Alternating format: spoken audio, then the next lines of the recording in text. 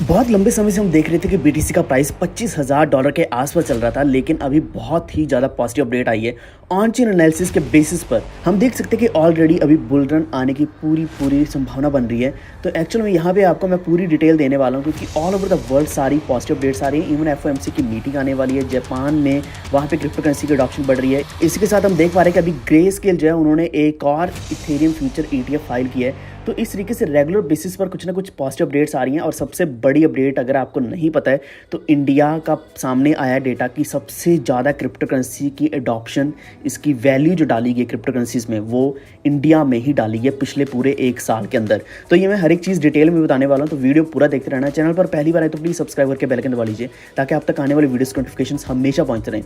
इसी के साथ आप हमारा टेलीग्राम ज्वाइन कर सकते हैं, वॉल्व ट्रेड ऑफिशियल आप सर्च कर सकते हैं, या फिर आपको लिंक डिस्क्रिप्शन में मिल जाएगा, जहाँ पर मैं सारे अपडेट सबसे पहले डालता रहता हूँ, ताकि आप कोई भी अपडेट मिस ना करें।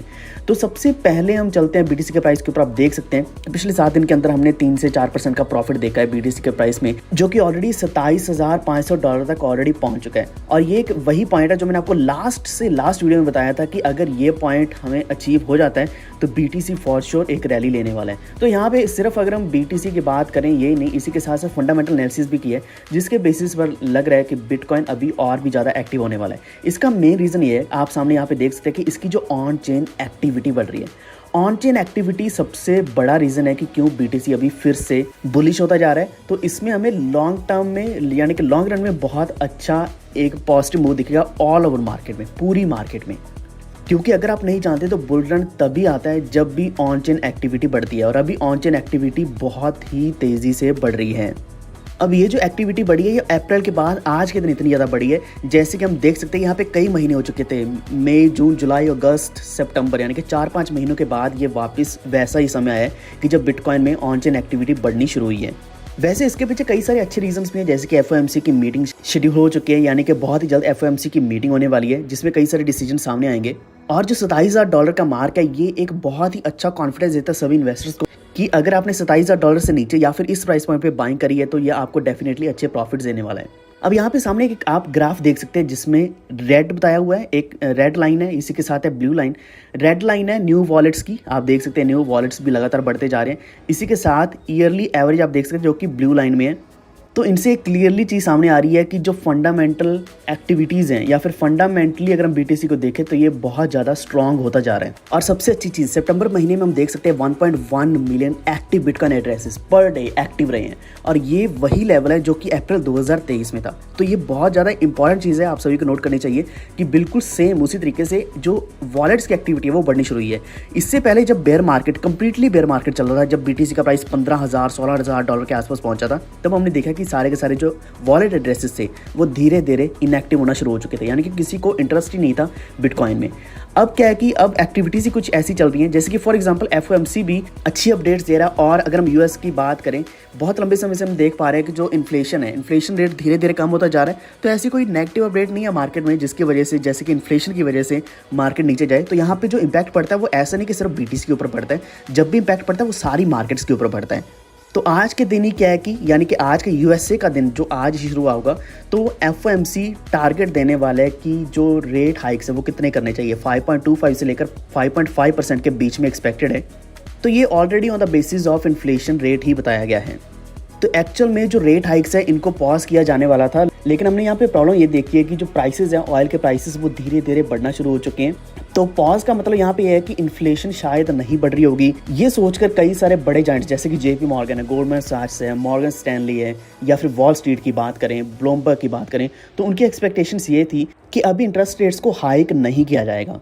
एंड शायद अगर ऐसा ही होता है, अगर एफओएमसी के मीटिंग में यही डिसाइड होता है कि रेट्स को अनचेंज रखा जाएगा, तो बहुत पॉजिटिव मूव होगा ओवरऑल सारी मार्केट्स के लिए। यही इंपैक्ट हम देख पाएंगे बिटकॉइन के ऊपर कि बिटकॉइन के प्राइस में बड़ा मूव हमें देखने को मिल सकता है। एंड डेफिनेटली बीटीसी का प्राइस अभी 28,000, फिर उसके बाद 31,000, फिर $35,000 को टारगेट करने वाला है। होपफुली सब कुछ सही रहेगा। ये मैं आपको सब कुछ हमारे टेलीग्राम के ऊपर अपडेट करने वाला हूँ। तो बाकी कुछ और अच्छी अपडेट्स की बात करें, जैसे कि ग्रे स्केल अभी second Ethereum future ETF file करने वाला है। तो ETF एक बार फिर से आपको बता देता हूँ, ETF का मतलब ये होता है कि जनरली जैसे कि हम शेयर्स में इन्वेस्ट करते हैं वैसे ही यहाँ पे इथेरियम बेस्ड शेयर्स होते हैं जिनको हम ETF बोलते हैं, या फिर जिनको इन एक्चुअल में बोला जाता है कि एक्सचेंज ट्रेडेड फंड्स, जिसमें इन्वेस्टमेंट्स आती है, यानी कि क्रिप्टो करेंसीज की एडॉप्शन बढ़ती है। जैसे कि ग्रे स्केल का BTC है, GBTC है, जिसको बोलते हैं ग्रे स्केल बिटकॉइन ट्रस्ट। तो इनका मतलब ये होता है कि ओवरऑल बिटकॉइन या फिर क्रिप्टो करेंसी की adoption all over the world बढ़ रही है और इसमें इन्वेस्टमेंट्स आनी शुरू हो चुकी हैं। अब इसी के साथ अगर हम देखें सपोर्ट की थोड़ा सा और डीप एनालिसिस करते हैं अगर हम, तो $27,000 एक अच्छी सपोर्ट काम कर रहा है। इससे पहले जो मेजर सपोर्ट थी वो $25,000 थी, जो मैंने आपको लास्ट वीडियो में भी बताया था। अगर आज FOMC का बिल्कुल सही डाटा आता है, एज एक्सपेक्टेड आता है, तो यही सपोर्ट पुश देने वाली है, जो कि BTC के प्राइस को $31,000 तक पहुंचाने वाला है। अब इसके पीछे एक दो और रीजंस आपको बता देता हूँ। एक तो ये कि जापान का जो लार्जेस्ट इन्वेस्टमेंट बैंक है नोमुरा, उन्होंने अडॉप्शन फंड लॉन्च किया है इंस्टीट्यूशनल इन्वेस्टर्स के लिए, जिसमें वो क्रिप्टो का एक्सपोजर भी देने वाले हैं। अब पहले हमने बात करी किसकी, इथेरियम ETFs की, GBTC की बात करी, इसी के साथ जापान की बात करें तो वहाँ पे भी क्रिप्टो को अडॉप्ट करने के ऊपर एफर्ट्स लगाए जा रहे हैं।